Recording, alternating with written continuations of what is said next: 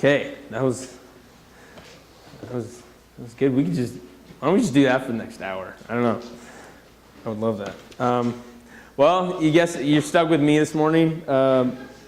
Mike Yunker is, you guessed it, at a baseball tournament. So him and Jonah are having a good time, and so it's my honor to share the word with you this morning. If you have a Bible, go ahead and open up to Mark chapter 14. If you don't, there's one underneath your seat. You can grab one and have it, keep it, write your name on it, take it home with you. But I realize, again, I just want to welcome anybody and everybody here this morning. Everyone is welcome here. Can I say that? Is that cool? I think sometimes we need to say that. We just need to get that out because it's true, and we don't want to assume it. So, and what we do every week is we open the Bible because we believe that the Bible is there's a message in there for us that God wants to share with us. So the slide is deceiving. It's kind of deceiving. You can open to Matthew 26 if you like, but it's the same story, just different author. And but we're going to be reading out of the Mark account. They're pretty much the same, but open on to Mark 14. But yeah, so we open the Bible. We've been in going through. We're just going to go through the Bible. We've been in the Synoptic Gospels, Matthew, Mark, and Luke, for about the last year, and it's been awesome. And we're getting up to like the climax. The climax is approaching, and things are starting to get serious.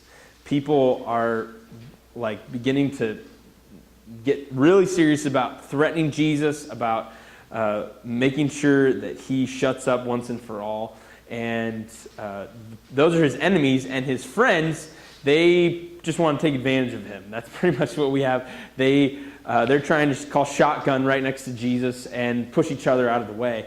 And so unfortunately, Jesus is kind of at an emotionally isolated place where we're about to get to the point him and his posse are headed towards Jerusalem, kind of like when, a city that hosts a Super Bowl.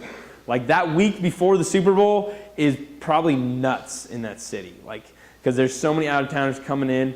And so that's what is happening in Jerusalem. They're getting ready for Passover, and so there's probably 1 million plus people coming and descending on Jerusalem that are gonna celebrate Passover. And so Jesus and his friends are doing that as well. They stop in a city, in an old town called Bethany, which isn't far. And this is where, during the week, this is kind of where they stay as they come out at night. They go in and do the festivities, and Jesus does some pretty crazy stuff, as we're going to find out in the coming weeks. I hope that you will make an effort to come to one of our services or listen online, because throughout the summer, really what we're going to be doing is we're going to be taking the Passion Week and the last week of Jesus' life, where he gets real. Like, he goes in a temple and he starts throwing stuff, and he just gives a lot of warnings, and they're looking for a reason to kill him, and he's like, "Don't worry, guys, I'll make it easy on you."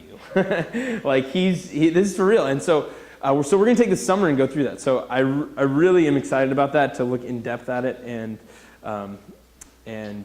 so we're coming up to it next week. Our lead pastor, Mike Yunker, he's going to be teaching on the triumphal entry, when Jesus comes in on the donkey and people lay the palm branches before him. And so I'm really excited about that. That's going to usher in kind of this section of the Gospels. So Mark chapter 14, the interesting thing about this is what I want to talk to you today is about, the title is A Beautiful Waste.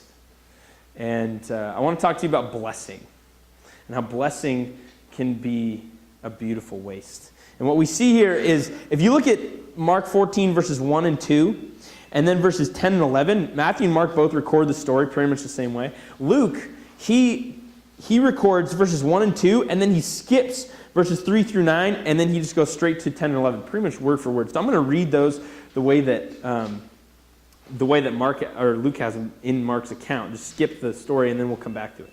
It says, "Now the Passover and the Feast of Unleavened Bread were only 2 days away, and the chief priests and the teachers of the law were looking for some sly way to arrest Jesus and kill him. But not during the feast, they said, or the people may riot." And then you skip down to verse 10. Then Judas Iscariot, one of the 12, went to the chief priests to betray Jesus to them. They were delighted to hear this and promised to give him money, so he watched for an opportunity to hand him over. So at the beginning, so again, Luke just goes straight from the Pharisees wanting to kill Jesus, trying to look for a way to arrest him, and then goes straight into Judas. It doesn't record the story we're about to read. So you have, on one hand, you have people want to kill Jesus. They hate him. They do not. I believe he's disrupting their norms, and he's taken away from their popularity and from their fame. And so they don't like that. And then on the other end of the story, you have one of his friends betraying him. This guy is not having very much fun right now, okay? But in the middle, Matthew and Mark insert the story in the middle, and John records as well, this kind of weird story that is kind of hard for us to relate to, but this is what happened. So verse 3, while he was in Bethany, reclining at the table in the home of a man known as Simon the leper. Now, let me stop right there. Give you a little background on this. Okay, so we talked Bethany's not too far from Jerusalem. They would stop in Bethany. This is where John records that Jesus was reclining next to Lazarus. So he rose Lazarus. That's the guy who rose from the dead, and so him and he has two sisters, Mary and Martha, and they're there. And Martha, so they're at this guy Simon's house, and he basically he probably wasn't a leper at this point in this story because people wouldn't have gone to his house if he was. So the thinking is, we don't have it recorded, but that Jesus healed him, and then in honor of that, this man hosts a party for Jesus. And Martha, Lazarus' sister, is doing all the cooking. She's getting all the fixings ready. And then we'll also read about Mary. But so Jesus is sitting there. As he says he's reclining. He probably was, that means he was pretty much laying down on a reclining chair. Not that they had reclining chairs, but a chair that was reclined. So his elbow would kind of be on the table, and he'd kind of be eating like this. And then you have, it's basically all friends around there. There's not really, a lot of times when Jesus sits down and they record a meal that he eats, there's the bad guys come in. And then they face off, and Jesus says something crazy and blows everybody's mind. Well, this is just kind of a bunch of friends getting together, okay?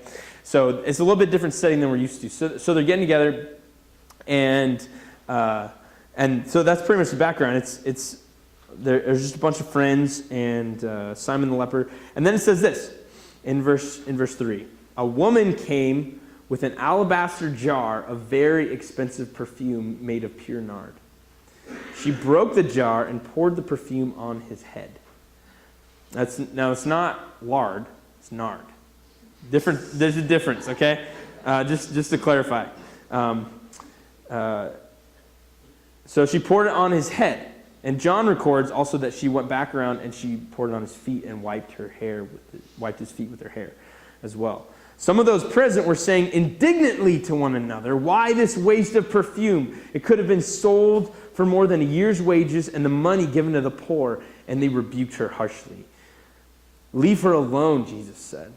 "Why are you bothering her? She has done a beautiful thing to me. The poor you will always have with you, and you can help them anytime you want, but you will not always have me. She did what she could. She poured perfume on my body beforehand to prepare for my burial. I tell you the truth, wherever the gospel is preached throughout the world, what she has done will also be told in memory of her." So there's about a week until Jesus dies on the cross. And he's been warning his friends. This is how I'm going to die. This is how it's going to happen. And it's going to happen when we go to Jerusalem. And they don't even hear it. Kind of like I experience this when people are trying to talk to me somewhat frequently. They're saying something and then they're waiting for me to respond, and then I'm like, am I supposed to nod yes or no? I don't know. Because you ever have that where you're like, I totally did not hear what you just said. I'm sorry. It's kind of like that. Jesus is going up to people. He's like, hey guys, this is what's going to happen. They're just like, yeah, cool. Great, Jesus. And he's like, okay. So he really is isolated. Like nobody's really listening to him. Nobody's really actually paying attention to what's going on in his life. And he's about a week out from dying, and I imagine at this table you have Mary and Martha, and we've heard about them before, where Martha, Jesus was teaching, and Mary's just sitting there listening, and Martha's like getting everything ready. She's all anxious, and she's trying to do all the dishes and getting everything prepared. And Mary's just sitting there, and Martha gets kind of ticked at Mary because she's not helping out. And so I kind of imagine Martha's this one, she's up at the crack of dawn, and she's like, it's like going into grandma's kitchen. Like, you do not go into her kitchen unless you want her to give you something to do. Like, you will be in there for the next hour, so all the men know to stay out. I don't know if there are any kitchens like that represented in this room. But you know what I'm talking about, where if you go in, like, you're going to be chopping something or stirring something for the next, like, half hour, so you stay out. That's like, she's a busy woman. So she's, like, spent all day preparing, and I don't know this, but I kind of imagine Mary, she's kind of like, hey guys, what can I do? And they're like, oh, yeah, remember last time you tried to boil the spaghetti or something like that, and you either burn stuff or you drop it. So why don't you just go ahead and like sweep the porch for us? Maybe you can handle that, and so there won't be dust in the house. I don't know, but it seems like maybe she doesn't know where she fits in to this whole grand scheme of things. This whole party that they're throwing for Jesus. Where she's trying to, hey, can I have, no thanks, I got it. I don't want it to end up on the floor. Thank you very much. And so she's kind of like, well, she wants to help out. So then she walks into the room, and everyone knew she was there, but this time when they see her, they don't look away. Because in her hand is this jar, kind of like a vial. It's probably 10, 12 ounces of this like crazy expensive perfume that they probably would have had on like a mantle in an honored place in the house. And so everyone's eyebrows start to raise up, and they're like, hey, did you look at what she got in her hand? What's she going to do with that? Why does she have that in her hand? It's like if you were to go grab grandma's ashes off the mantle and bring them into the kitchen. Everyone would be like, what do you think you're doing? You're going to drop that. Dude. Stop. Just put it back. Why in the world would you do that? That's like kind of what she's doing. Like this is raising eyebrows, and she doesn't look at anybody, though. She just heads straight for Jesus.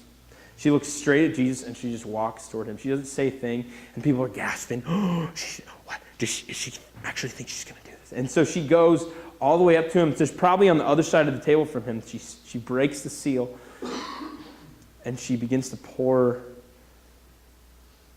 the perfume on his head. And John records that the fragrance filled the room. She pours this on his head. And then she goes around the other side of the table. John records that she gets down on her knees, and she takes her hair down, which would have been really like not okay. And she pours it on his feet, and she wipes his feet with her hair. And so I see this story. I kind of imagine a painting of this image at this moment where she's on her knees, her head is just, can't even see her face because her hair is just over it, and she's just got it like just wiping Jesus' feet, and he's looking down at her, and everyone, it says that they were saying indignantly to one another that, like, couldn't this have been sold? So basically what she just did was she poured like $35,000, $40,000 on Jesus' head and his feet. It says a year's wages, and John says 300 days. Basically, it's about like what a working man would make a day for 300 days. So if you take that today, that's like $35,000, $40,000. This is a lot. This, like, imagine if I did this. If pretend we live in a world where confetti does not exist. Okay, like, can we do that for a moment? Can we pretend that doesn't? Okay, I'm going to do it anyway. And you get this idea, like, hey, there's this stuff. I want to do this. We got a surprise birthday party coming up. Let's make some confetti. And you're like, well, we need some paper because we got to punch holes out of the paper. Well, the only stuff we really have is cash. I got like $35,000 worth of cash under my bed, under my mattress, so we can use that. And you do it, and you just like clip up this cash, and then you put it in a big confetti cannon, and then they walk in the door, boom, boom, boom, and then it just showers cash everywhere. Would you not go nuts if that happened? Like, why? You're like trying to put the pieces together? No! It's like, that's literally pretty much what this woman's doing. She's totally wasting. They use the word, why this, and I want you to remember that word, why this waste? Why is she wasting this on him? This could be sold and given to the poor.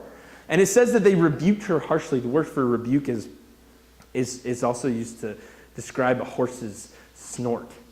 I don't know how horses snort, or I guess I could imagine it, but I can't do it. I can only do like a pig snort. But anyway, they're just like going at her. They're cutting her down. Like, what do you think you're doing? Who do you think you are that you can do this? What, you think you can actually take this and do that with Jesus? And so they're just angry. And so I imagine like this painting of them pointing their fingers at her and them trying to get her to look up at them and give them eye contact, like, you listen to me. And then Jesus, kind of like in the storm, when the disciples are crossing the Sea of Galilee and they're in this huge storm and they're about to die, Jesus is passed out. They wake him up and he gets up and he just says, quiet, be still. I imagine just like that, he looks down at her, but he lifts up his hand and he says, leave her alone. Why are you bothering her? And he uses the word beautiful. He says, she has done a beautiful thing to me. So this is kind of a weird story. You have the woman who does this act, this raw moment where she just comes in. And this is different from a story Luke records in Luke 7, where there's a woman who comes into a Pharisee's house that Jesus is eating with. And Jesus forgives her of her sins. He says, whoever has loved much is forgiven much. Whoever's loved little is forgiven little. That story. This is a different account. This moment where she does this, and then there's two different reactions. You have the disciples' reaction, and John points out that it was Judas Iscariot who's the most vocal. And then you have them, they see it as waste, and Jesus sees it as beautiful. They both use those words, waste and beautiful. And I was thinking, what? Because this isn't, the disciples are looking at what's practical. Let's look at the most practical thing we can do. But she has no intention of being practical. And so, what is it that made it beautiful? And I kind of like, if we were all to look at a beautiful painting, we would see different things about it that stuck out to us. And a few things that stuck out to me is, the first thing is that it was beautiful because she had absolutely no agenda when she approached Jesus. She came to him. A lot of people in the Gospels and in our lives, we approach Jesus because we want something.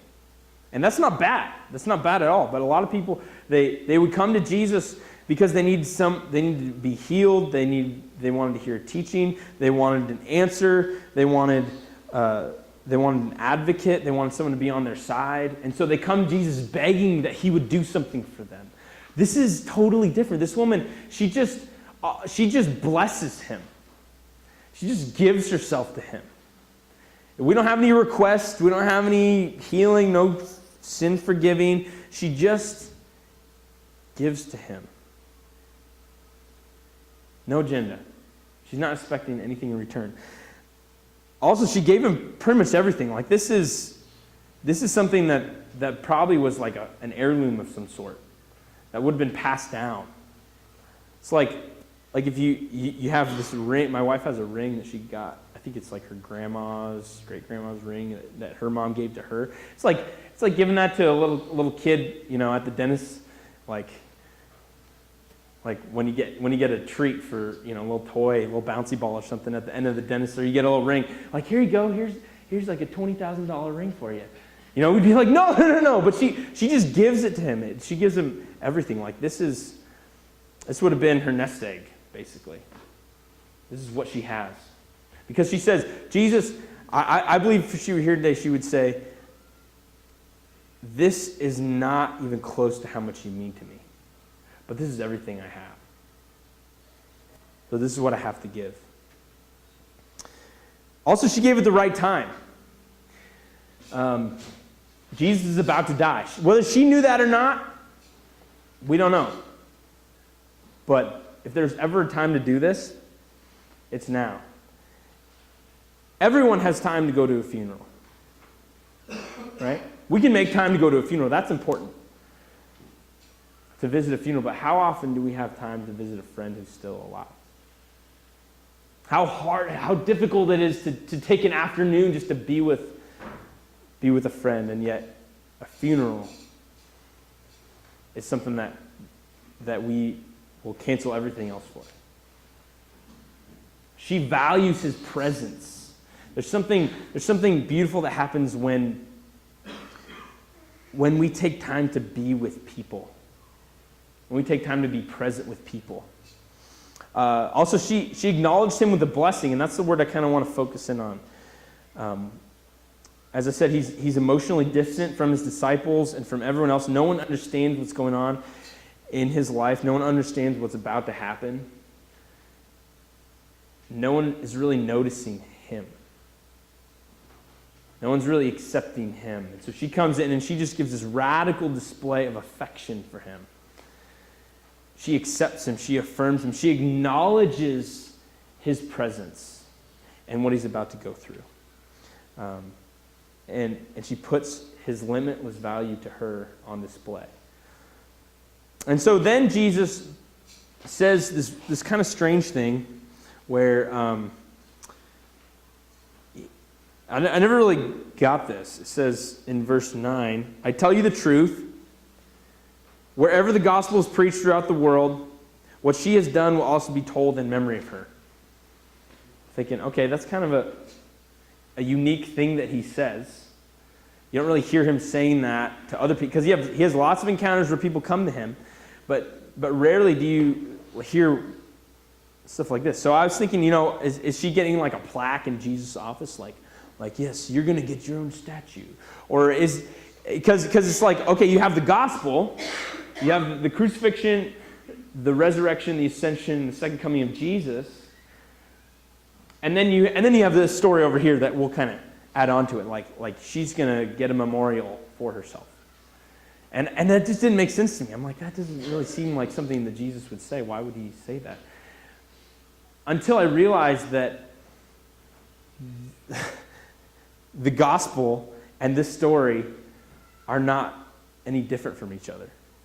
That this is a story of a woman whose life is full of the gospel, a woman who's alive in the gospel, a woman who the gospel is working through her and in her. And it's not that the gospel's over here and then this example is over here. It's that this is the fulfillment of the gospel. This is what it means, that God would leave. What kind of king leaves his throne? He would leave his throne, that he would come down, that he would bless us, that he would pour his love out on us. 1 John 3 says how great a love that God has for us, that he would lavish us with love, that how great it is to be called children of God. And he says, and that is what we are. God took a confetti cannon of cash and a love confetti cannon and just poured it all over us. Like he just dumped it. And it wasn't practical. And it might or might not make a difference in our lives, but he's going to do it anyway. He wants to throw a party for us, so he's just dumped his love on us. And so this woman has received that. And she's blessing. She's been blessed to be a blessing. And so Jesus is saying, there's this message, the gospel, and this is an example of it. This is the gospel, my friends. When we bless other people, when we pour ourselves out for other people, that's the gospel. But what is it that, because I kind of think, okay, so that's great for her. 2 thumbs up. This lady poured some liquid on Jesus' head. That's great. Am I going to go up? Okay, don't worry, Terry. It's biblical, okay? biblical. I'm gonna, I'm not gonna do that. Are we gonna go out and be like, okay, yeah, we gotta do this to each other now, and start pouring stuff on each other's heads? No, we're not necessarily gonna do that. And so what I want to do is kind of rescue the story from the fantastic, from the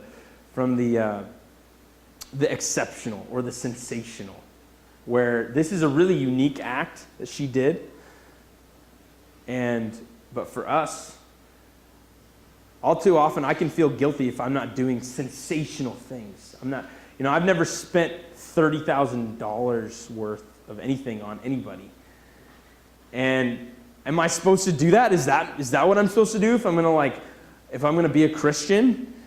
So I think it's, and there's a time and a place, and giving sensational, exceptional gifts and doing things crazy. That's a huge part of what the Christian faith is. But every day, we live in an ordinary world. I live in a world that nobody is going to... I live a life that nobody's ever going to make a movie about. No one's going to write down for the masses to hear. We live ordinary lives. So if we're not careful, we creep in that this story, I just don't know what to do because she did so much and I do so little. But I think we can live beautiful, wasteful lives of blessing.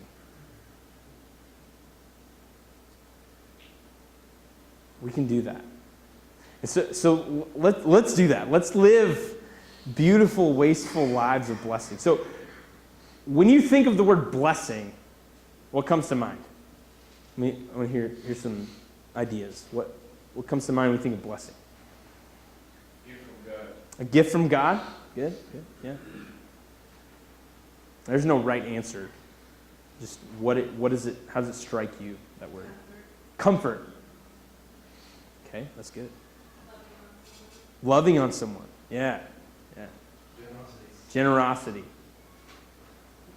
Compassion. Yeah. I wrote this down. I don't know if this is. I just kind of made it up, but to bless is to recognize and call forth the beloved nature of another person. Let me explain that. I'll say it again. To bless is to recognize and call forth the beloved nature of another person. There's the story in the Bible as Jesus is about to begin his public ministry. He's baptized.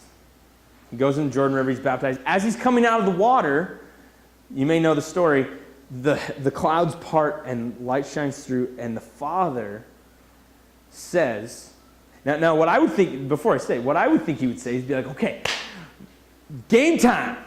Here's the plan. Here's the strategy, Jesus. And everybody here, you need to listen and follow this guy because he's going to lead you to life and salvation. But that's not what he says. He simply says, this is my beloved Son with whom I am well pleased. And in more modern translations, this is my Son whom I love.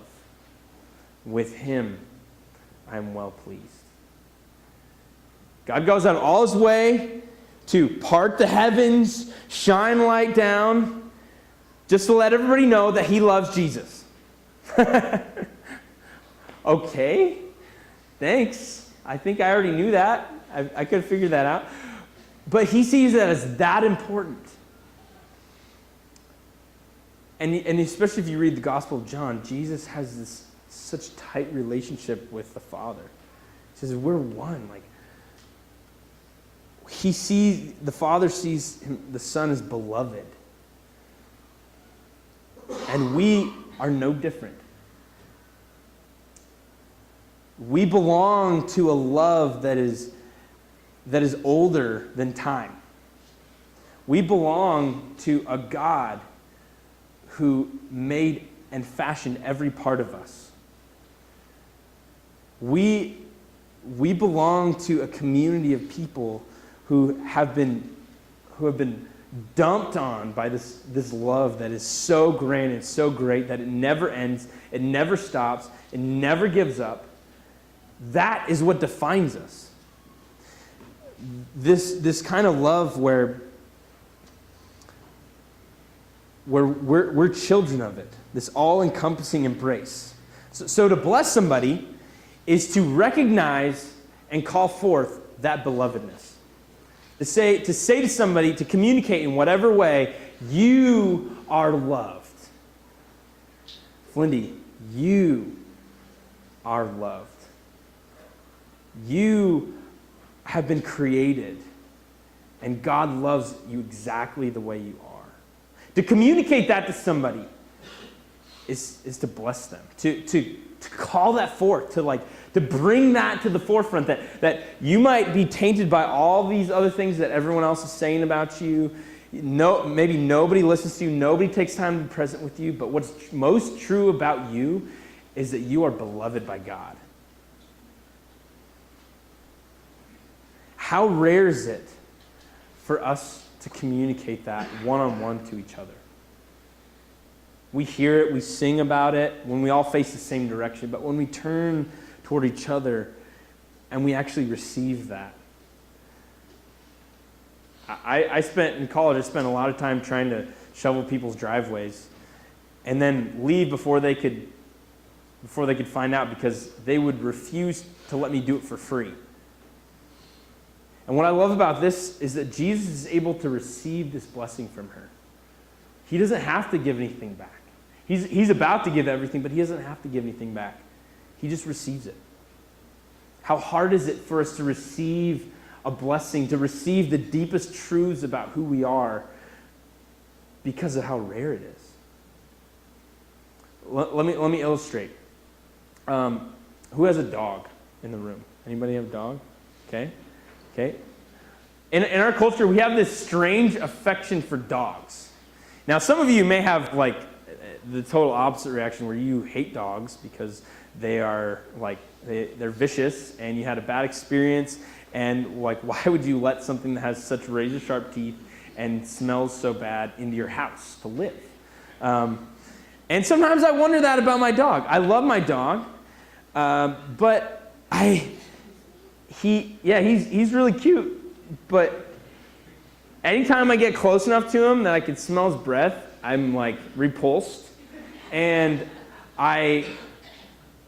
dogs shed everywhere, and if they don't shed like mine doesn't, then they get dirt they track dirt in and they get it all in them, and then they get ticks and fleas and all this nasty stuff. And if all that weren't bad enough, when I take my dog on a walk, I have to clean up his poop. It's who's taking who on a walk? Seriously, I am ashamed to admit, I've spent time in the middle of the night with a flashlight searching with my hand in a bag so that I can pick up after my dog. And I'm how did it come to this? How did my life get to the point where this is what I'm doing with my life? That I'm cleaning up an animal's dung. I'm there's something wrong here. And yet, we love our animals. And let me tell you why. This is why I think. Because every time you come home, your dog is so excited to see you. Your dog can't wait to be with you. Your dog wants to be in your presence. And he's oh, you're home? I can't wait. I can't believe you're home. We have so much to do. We have so much fun we can have. I'm so glad you're home. It's where in the world do you get that? My wife showed me these videos, and she's crying, and as she's watching these YouTube videos of these soldiers come home from Iraq and Afghanistan. They've been gone for a year or two, and then they come home, they come in the driveway, and then someone's there with their dog, and the dog sees them and just loses it. They just go by and they just charge, and they have to brace for impact, because usually your dog might jump on you, but it's they just there's big dogs that just tackle, and you're oh no, you gotta be careful. Are they, angry? Are they attacking? And they're just licking them like crazy. It's Our dogs accept us for who we are. And the longer, I thought my dog was a puppy, I thought he'd kind of grow out of it. No, not at all. Like, the longer you're gone, the more excited they are to see you. Because there's nothing they want more than to be with you. And there's something deeply beautiful about that. We love them because they first loved us. There's a blessing in that. It's really weird, but it's true. We receive this blessing from them. But how often do we walk into a room and someone's excited to see us? Usually we might look at each other, hey, how's it going? Good? Yeah? Okay, good. Have fun. But how often do we receive each other with a blessing like that? Now, that may not help you because pouring liquid on people's heads and dogs are not really necessarily role models for us. So the thing that I want to just say this because there's so many people in this room that serve and bless other people that I believe call forth and recognize the beloved nature of other people all the time. But nobody knows you do it. You see, the more I get to know those of you that I've met, the more I realize, I'm like, you do that really every week? Like twice a week? You go and you serve those people, or you go to that person's house, or you go, it's like, wait. I didn't know that. There's no pictures on the slideshow about that. So I want to encourage you, if there's something that you're doing where you are just giving to somebody else, or you're giving to an organization, or you're giving to a family in any way, no act of love is ever wasted on anybody. It's impossible to waste love on a human being because that's what we were meant to receive. That's what we were created for, is love. So anytime you give love to someone else, whether they deflect it or whether they receive it, it's a beautiful thing. Let us live beautiful, wasteful lives of blessing.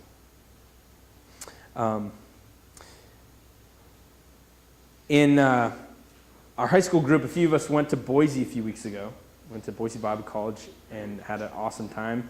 I feel like we were there for 2 nights. And I think I got collected an overall total of 4 hours of sleep. And we just had a blast. One of the things they did on Friday afternoon is we all went downtown to downtown Boise, and they gave each youth group $10. And they said, go and just serve somebody this week. So some people, they bought flowers and took them to Alzheimer's homes or nursing homes and just gave them to people.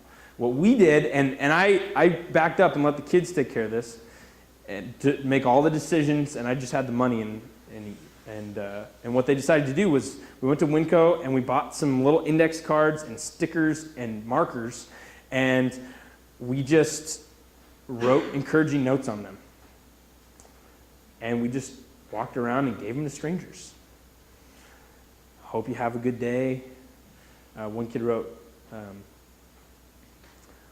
life is beautiful, and you have life, therefore you are beautiful. And one lady, as we were sitting down writing them all before we gave them out, one lady walked by and one kid's like, oh, I'm going to give that one to that lady. So went up to her, and she just looked at it. At first, people were like, whoa, back up, because we also had chocolate. I don't know if that was the best idea. People were like, you can keep your chocolate. I don't know if I want to take chocolate from a stranger. So there, but either way, it was fun. We got to eat a lot of chocolate afterward. And she gave one of this lady, I don't remember what it said, I don't remember which kid it was, and she just read it, and I heard her say, I've had a horrible day. Thank you. I'm going to put this on my fridge when I get home.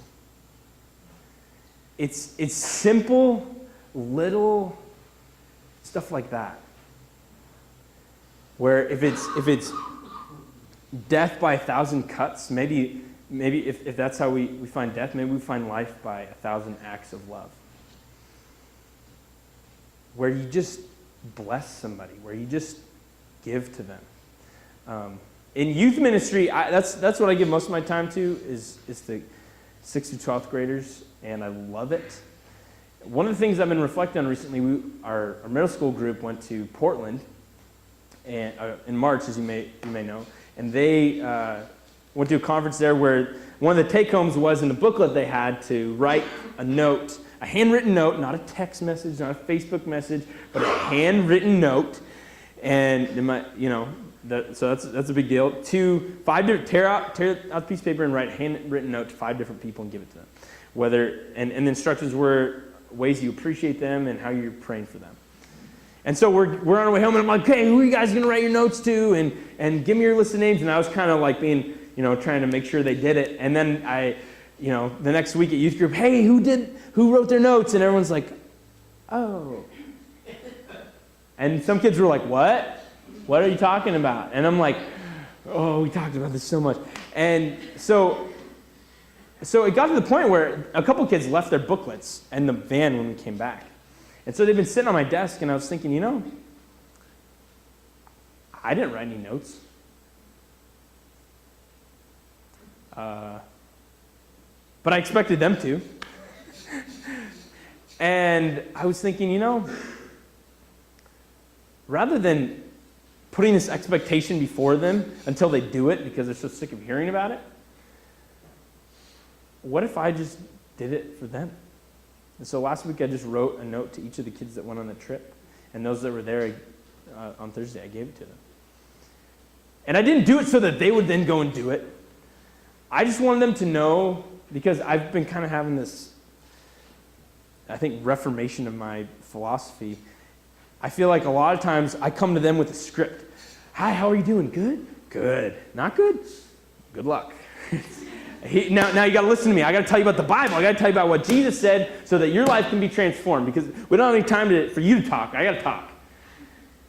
And I'm like, I don't know if that's really what God wants. Maybe they should be the ones sharing. This generation that's growing up, one of the criticisms of, and I'll include myself in, is that we have a really short attention span. We're so distracted with this and that, and so they get tons of flack for how they're lazy and they have this horrible attention span. Well, you want to help them with that? Give them your attention span. Give them your presence. There's nothing more powerful in a kid's life than the presence of a caring adult. There's nothing more powerful than that. God forbid we neglect it. And many of us, when we look back on our childhood, we can look back and see the absence of somebody who would listen to us, somebody who would care about us, somebody who would receive our presence. And we see all the pain and the hurt that came from that. Let's just return to a place where we're present with people, where we give to people without looking for anything in return. So I don't know where this story finds you, but I just want to remind you, no act of love is ever wasted. If there's somebody who's stubbornly refusing you, if there's a friend who maybe you need to call somebody this week just to say hi, even with all the baggage. You don't want to talk about that, just want to say hi. But may we live a beautiful, wasteful life of blessing where we receive other people in simple, ordinary ways. So I want to invite the worship team up. We're going to pray, and then we'll go home. So come on up. So God, this morning, I just pray a blessing over everyone in this room. God, help us to receive the deepest truths about ourselves, that we are loved, that we are accepted, that we are welcomed. And I pray this would be a place where when people come, that they would feel welcomed, that they would feel desired, that they would feel like somebody knows that they exist. God, you know that we exist. And you are filled with joy with the fact that we exist. So God, may we be moved to just these wasteful acts of love, acts of beauty where we call forth the beloved nature of someone else. Or we recognize in them the fact that they were made in your image. God, thanks for the ways that that's already happening. I pray that it would only continue, and may we be known as a church where people are blessed just because they exist. I pray all this in Jesus' name. Amen.